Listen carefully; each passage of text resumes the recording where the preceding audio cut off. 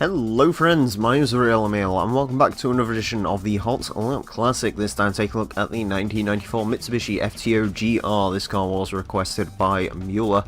And yeah, it's the first of the road-going FTOs. We've had the Travio Tampio, or whatever it is called, and I always say I'm going to call that just the GT, and I end up trying to pronounce its name. Anyways, yeah, FTOs. There is two of them, two main ones in the game. You've got the GRs and the GPXs. The GPX has a bit more power, the GRs weigh a little bit less, I believe, so I believe the rule with the FTOs is the 1994 models are going to run racing mod, the 97s aren't. I believe the racing mods are the same across the board. And it comes with this kind of cool looking Rally Art livery, of course, inspired by the rally cars of this same vintage. Figures wise, this one isn't amazing. 252 horsepower, 1026 kilos, a fair amount of torque, front engine to front wheel drive. It should be a pretty good handler though, so let's see how it gets on with 6 laps of the Motorsports Land track, where I'll have the chance to set the best time it possibly can. Our current leader is a Suzuki Escudo Pikes Peak Edition at a set time of 27.710. The FTO is unlikely to beat that. With its power deficit, I don't really know where this is going to go, to be honest with you. Oh yeah, that's the thing between the FTO, the GR and the GPX. I think the GPX runs turbo. So, yeah, there you go. That's how it's working on this one. And as I said, we know which ones are going to run racing mod, we know which ones aren't going to run racing mod. Of course, there's also the GP version R. Ironically, that's not the most powerful version, which is what most people think. I think it might be the best power to weight ratio wise, but no, the GR, I can't remember what it was called. It's the GP version R. I can see out the corner of my eye. Holy crap! It got a 32.628 on its first lap.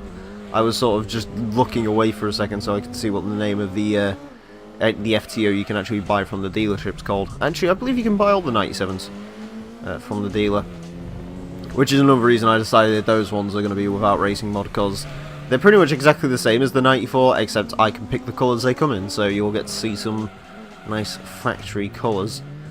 Of course, as you got to see on the Alfa Romeo, I'm wondering what people are saying about my colour choice on that one.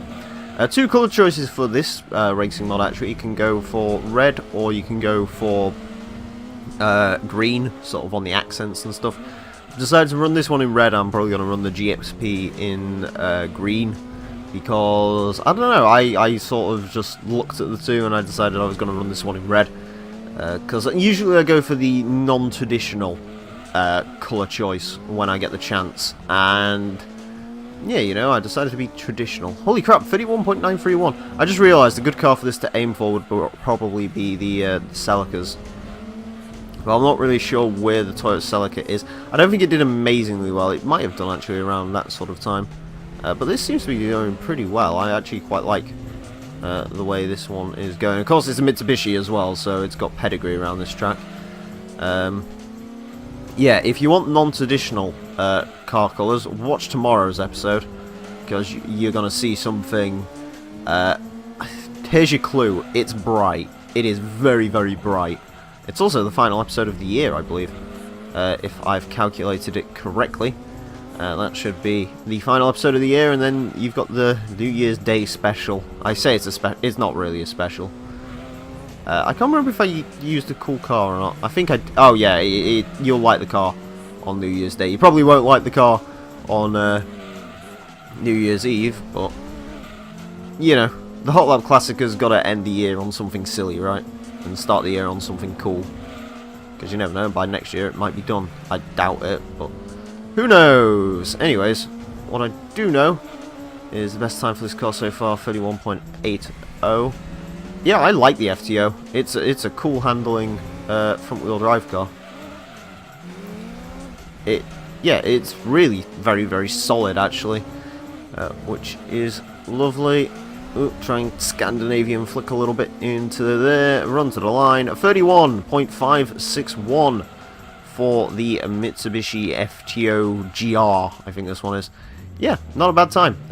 Pretty nice car to drive actually. It was pretty much how I described it would be.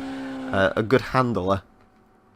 So yeah, can't say too much more than that. It could have gone a little bit quicker as well, ironically enough. But anyways, let's go see where it places on our leaderboard. On to the leaderboard then, and the Mitsubishi FTO GR goes into 67th place with a 31.561, not a bad time for a front-wheel drive car. Goes in between the Fiat Punto GT and the Tom's T111. It is quicker than Toyota Celica, Honda Integra, does lose out to the Honda Prelude, Nissan Primera, and so on and so forth. Anyways, I hope you enjoyed this episode of the Hot Lap Classic. As always, if you have cars you'd like to request for the series, you can do so in the comment section, and go into the description for a full request list form. Thank you all very much for watching, and until next time, farewell.